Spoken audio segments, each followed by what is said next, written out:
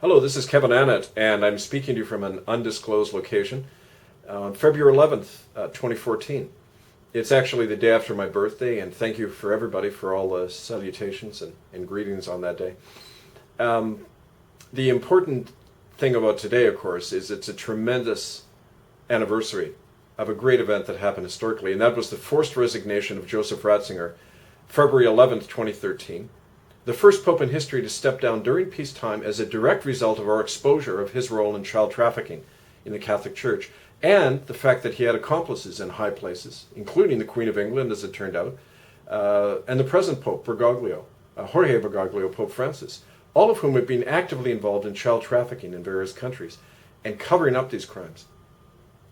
Now, the important reason to celebrate today is that it had a tremendous domino effect. It's had a great chain reaction throughout the world and throughout the last year, in the sense that it's beginning to actually bring down these institutions. And it's happening as we speak. This disestablishment of false churches and states and corporations, this is occurring. And the very practical question facing all of us now is not simply how to put the figureheads on trial and how to stop these institutional crimes, but more basically, what's going to replace all of this? What is going to replace the existing political authorities who are all implicated in these crimes? And there's a simple answer to that, and that is that which we ourselves create. Now, we're operating on three fronts, and I want to discuss that briefly today because it provides some of the guidance for what lies in the time ahead. We can issue these arrest warrants, which we have. This is the arrest warrant for Joseph Ratzinger, former Pope Benedict. This was issued a year ago, and it's a standing arrest warrant. This is legal action we're taking, and it has lawful authority behind it. But we need to do more than that. And so one of the first fronts on which we're operating is, of course, as you know, the common law courts, these legal writs that are being issued to stop these criminals in high places. There are now in 8 countries these community-based courts established, and you can read that at itccs.org.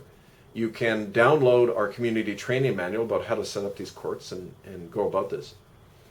But more fundamentally, we have to ask ourselves, what are the political and spiritual repercussions of doing that?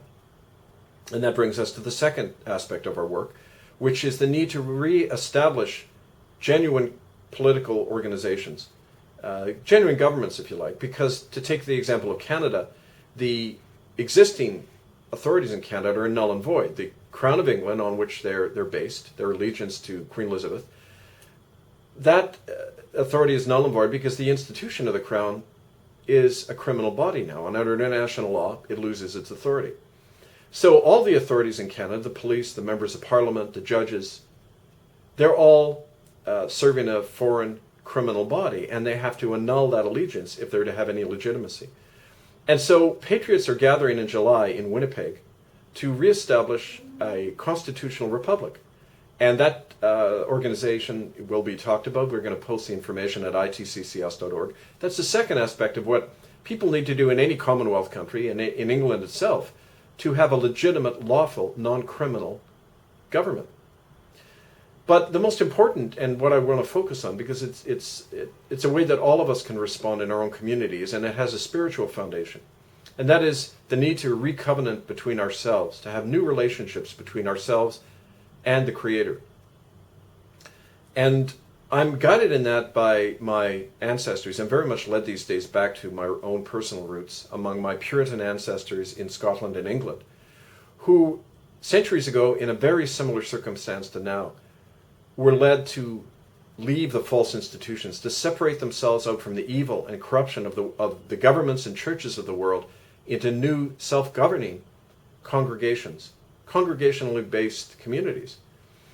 And they were guided in that by a very important passage in the 21st chapter of the book of Ezekiel in the Bible. And the prophet Ezekiel says that the Lord came to him and said, I have called you to witness against the fallen places of worship. The holy places are to come down. And God says in this passage, I have drawn my sword and it will never be sheathed again. For I have come to cut down these false holy places and separate them from both the righteous and the unrighteous. Well, the amazing thing about this passage is it's exactly what is occurring as we speak. The sword of truth has been drawn against not just the Catholic Church, but all of the false institutions of the world. It's cutting them down as we speak. But that sword is also cutting through our own lives and separating us out from these false institutions into a new relationship with the Creator. Now, one of those projects we're doing can be found at covenantedcommunity.org. It's a project we're establishing on the land in faith-based communities in the Midwest. And I urge you to read that and to look at the faith and spiritual basis of what we're doing as well, because it's converging now with our political and legal work into these new land-based, faith-based communities. Recognizing that we are not under or subservient to any authority, including as traditional Christian religion presented, that we're somehow under Christ. No, we're equal with Christ. We are in a new relationship with the Creator. Jesus Christ as our model is a brother in a community of equals, and we're the witness in the world. And so this is a very exciting development. It's an answer to the corruption of the present time, an answer to our hearts and our minds, and the way we protect the land and our children and our liberties, all of which are being assaulted. So I want to finally close by saying I'm excited. I'm glad to have lived this long, to have celebrated my 58th birthday yesterday. This work for me began over 20 years ago, and it's proven to me that miracles happen when you stand in the light of truth and of God. I urge you now, all of us, to unite together now. In the months ahead, I'll be going back to Europe to commence the case against Pope Francis and child trafficking on March 31st. We'll be witnessing against the Pope and Queen of England when they meet in April. And interestingly, that's about the same time we'll be converging in Rome for our third and final spiritual exorcism of that power between April 18th and 20th during Easter week. So I urge all of you to follow that work at itccs.org. Gather with us in faith, read covenantedcommunity.org, and carry on the struggle in your own communities. We will be in touch soon. If you need to reach me, it's hiddenfromhistory1@gmail.com. And I just call God's blessing on all of us for the sake of our children, our sacred liberties, and Mother Earth. Thanks. We'll be talking soon.